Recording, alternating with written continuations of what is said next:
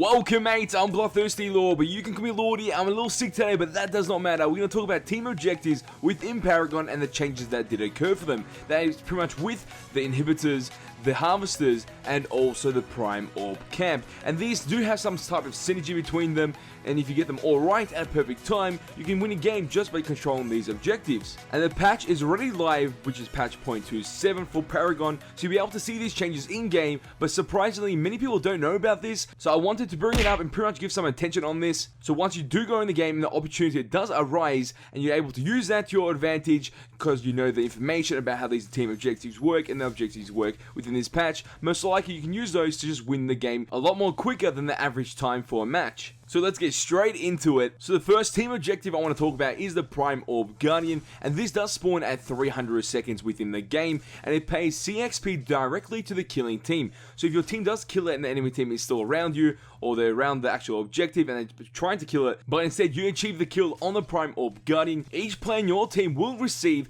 800 CXP after killing the Prime Orb Guardian. Also, they added some time after the special abilities are cast before auto attacks start again for the actual camp.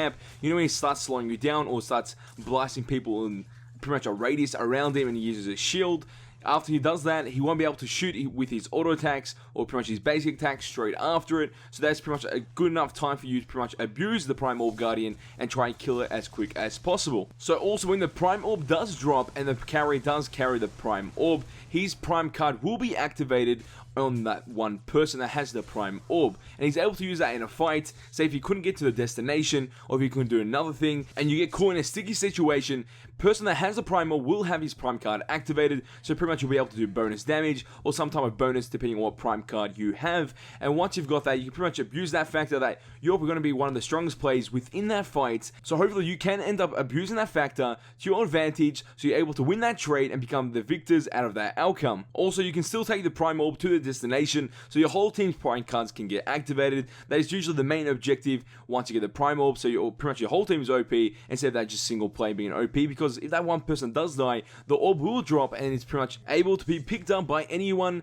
from the game. And I also heard that there's maybe a future update that will be coming out, and pretty much the Prime Orb will help inhibitors with respawning, but I'm not 100% sure because I know I read it somewhere, but I'm not sure if it's within this patch because I actually haven't seen it in game yet in this patch, so I'm guessing it will be one of the future patches. And that was pretty much the part of synergy within the team objectives. Once you get the Super Prime Orb and it's past a certain time limit within the game, you're able to go to your inhibitors and pretty much use that orb to save your inhibitors and let them respawn.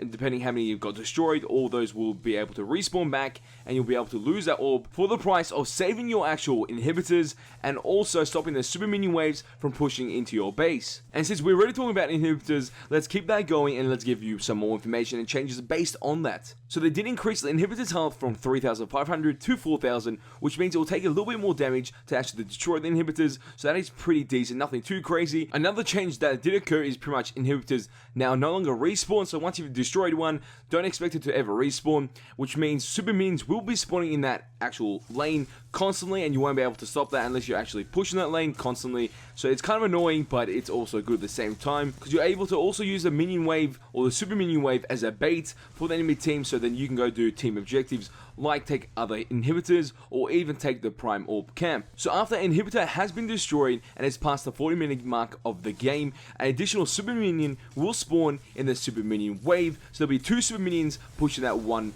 wave towards pretty much your core or the enemy base, depending on whose inhibitor has been destroyed. And let's move on to the next one, which is the final objective in the game, and those are harvesters that also got changed within the 0.27 patch within Paragon. So now harvesters do not provide vision at all to both teams. So if you notice an enemy harvester within the jungle and you want to take it and destroy it, you can do so because you will be stealing their CXP within that harvester 100% more quicker compared to what it was before in the recent patches. And also once it is being destroyed, then you'll be noticed and pretty much the enemy team will gain some vision or some knowledge of one of the harvesters being destroyed, and then pretty much what they have to do is look at the minimap and notice which one was broken or destroyed by the enemy team. team. But without that, they have no clue where you are, so while you're attacking the actual hamster, they have no vision on you, which is completely a great thing to have in the jungle, because if you go to the enemy team's hamsters and you want to get clean CXP or steal CXP from the enemy team, you can do that with ease and not get noticed at all by the enemy jungler or the enemy team, unless you actually try and destroy it. So those are all the changes that happen in 0.27 for team objectives, or pretty much objectives within the game in Paragon. So mates, if you enjoy this video, show your support by smashing that blind like button, and let's try to get 30 likes on this video. And if you guys want to see more Paragon gaming content on my channel, all you have to do is share this with your friends and hit the subscribe button to become a mate today. And that is all for this video. Oh, time to go, but don't you worry, we're back very soon. Hey Jazz boys, who's answered nothing yet.